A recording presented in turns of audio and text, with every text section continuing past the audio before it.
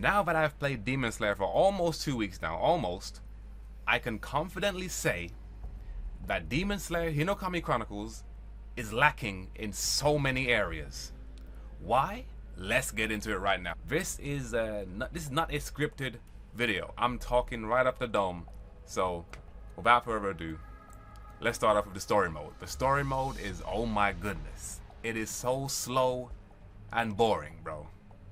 I cannot say anything else. If you like the story mode for the Storm series, you may like this, but if you don't like walking around in slow motion, and if the story fights, like the boss fights, isn't really your cup of tea, you may not like the story mode. I mean, here and there, the cutscenes and the quick time events in the fights can be kind of cool, but it's not something that would carry the entire story mode, if you get what I'm saying. So, the story mode as a whole is pretty much underwhelming. I wish they didn't copy that aspect from Storm, which they did, which is kind of upsetting, because walking around the village and stuff, when all you can do is walk, you can't really fight. You can fight, but it brings you to the actual the combat part of the game and not fighting within the story, if that makes any sense to you. So the game and the story is actually kind of slow and boring to me. That's just my opinion. You may not feel the same, but that's me. Anyway, moving on from story mode, because we don't really care about story mode. Versus mode. Ooh wee, that's a doozy, bro. Starting off, the combat. The combat in this game is a step up, but also stepping back a bit. Maybe a bit too much, but the gameplay is probably the best part of Demon Slayer Hinokami Chronicles. Probably the best part. There's not much, but the fighting. They added parries, perfect parries, more potential for combos. They combine the substitution with the support assists. Not sure if that's the right decision to make, but I can live with it for now. I can tolerate it. They remove jump dashes, jump blocking. They made dashing and jumping separate buttons. The ultimate is also a separate button, but with that being said, I can still tolerate the change they did with this game. It's not horrible, it's actually kind of refreshing. Canceling your combos consumes energy. Not sure how I feel about that, but it's kind of different. You can't just jump cancel everything. You no longer see jump blocking and jump dashing like you did in Storm, so it's kind of cool seeing that. It brings you back a little bit to the old days of Storm. Outside of the fighting, that's where it starts to go downhill, and I mean really downhill. In terms of the features that, that's in this game, it is very lackluster, bro. There is no spectators in this game.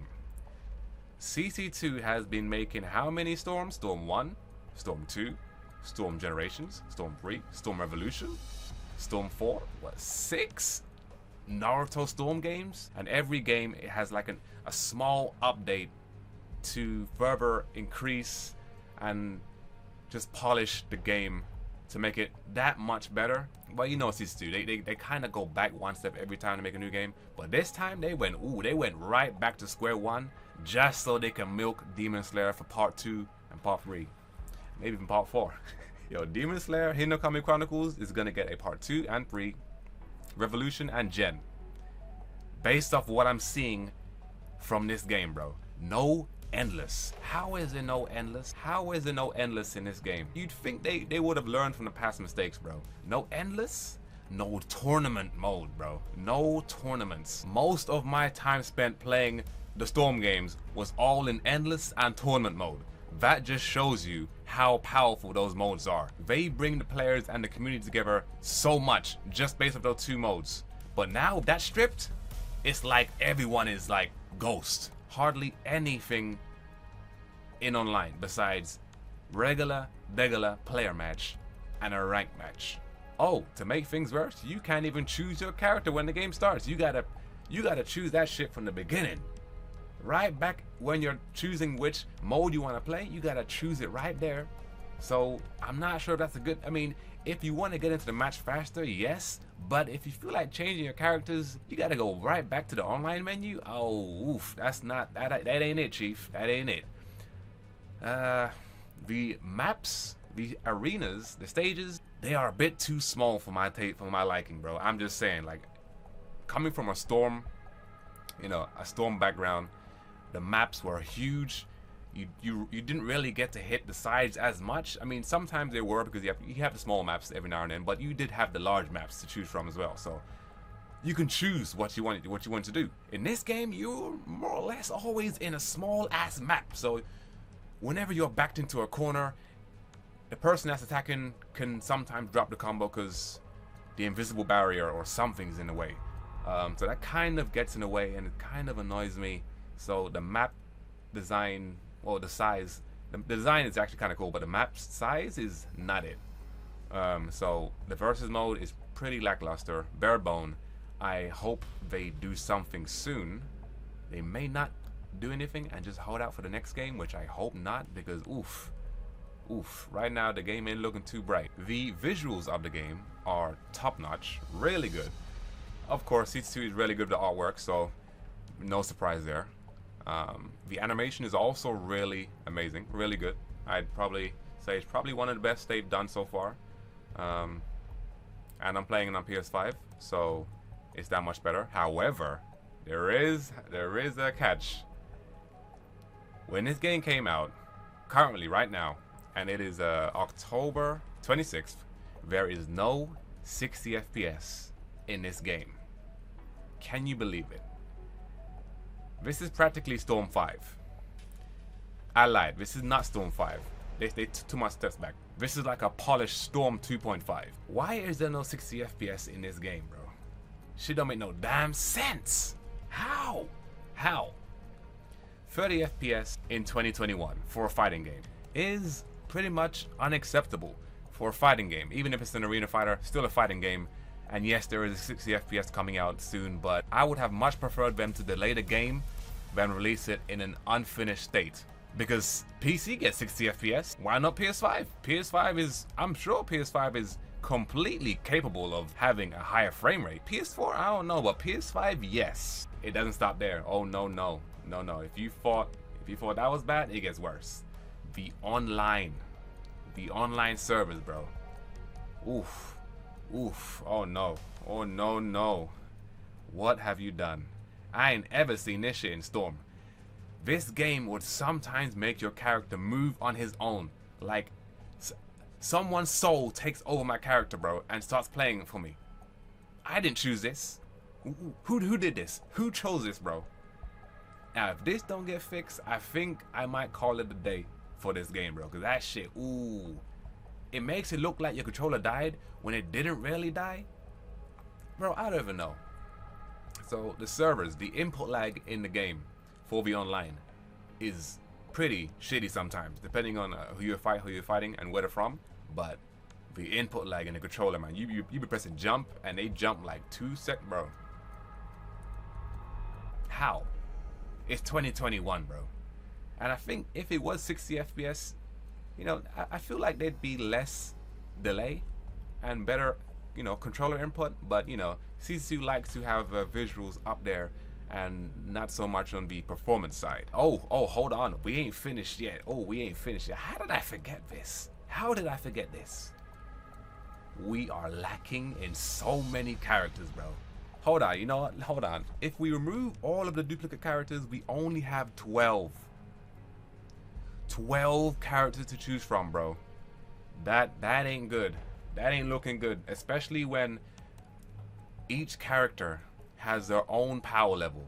So everyone more or less has a different damage scaling and health, I believe. So on ranked, especially on ranked, there are more players choosing the stronger characters, which is a letdown. I mean, if there was more characters to choose from, then that could remove this issue. But as there's only 12 characters, it's kind of hard to see, you know, different characters in this game. Besides, you know, the OP characters that everyone chooses. I'm not gonna say any names, but you know who I'm talking about. Yes, they are bringing more playable characters like the demons coming out soon, but I'm not much of a fan for releasing unfinished games. That's just me. I believe that is all I have with this game. Let me look at my list real quick. So for the cons, we have missing characters, missing spectators, missing endless mode, missing tournament mode, missing online options that are only in the PC, which is strange, like choosing the strength of your connection for your opponents. You can't do that on the PS5, only on the PC. I don't know why. The servers are horrible. Missing good servers, yeah. Missing 60 FPS on launch, of course. Slow, tedious, boring story mode. The stages are too small. I think that's all the issues I have with the game. And for the pros, it's really small. The overall fighting gameplay mechanics is one of the only few of the pros. And the graphics and the animations. Just those three. The graphics, animations, and the gameplay. If you only care about those three things, this game is a win. And I would say to pick it up.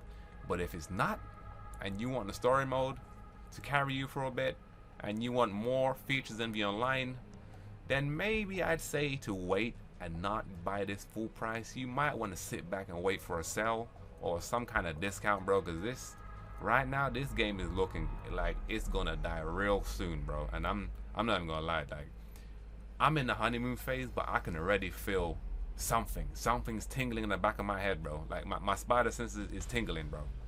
This ain't right. I'm actually doing pretty decent coming from, you know, Storm, so the transition wasn't that bad. The fact that I see this right now is not a good sign. Will they patch this soon? I do not know. Hopefully they do. Based off the track records, it's not looking too good. Season 2 and Storm 4, they did not patch that game for a minute. I mean, they only recently patched the game for the DLC. Like, when was that, bro? Anyway, my favorite part for Demon Slayer Hinokami Chronicles is going to be the gameplay, the fighting. That is holding me down for now. Probably, I'd say it is the best arena fighter after Storm. It's something nice and different to look at instead of playing the same old Naruto Storm game, but it still has that Storm feel to it. So there is some bias towards this game because I pretty much grew up playing all of the Storm games, so yeah. So I think that's me done. Thank you for watching. If you enjoyed the video, be sure to give it a like. Let me know what you think in the comments below, and I will see you guys next time. Demon Slayer Hinokami Chronicles. If I had to give a rating for this game, I'd probably give it a 6. 7 if I'm being nice, but I'm gonna give it a 6 because they backtracked and took too much steps back just to milk the game for the next, you know, for the sequels, which is unfortunate. Anyway, I'm done. Peace.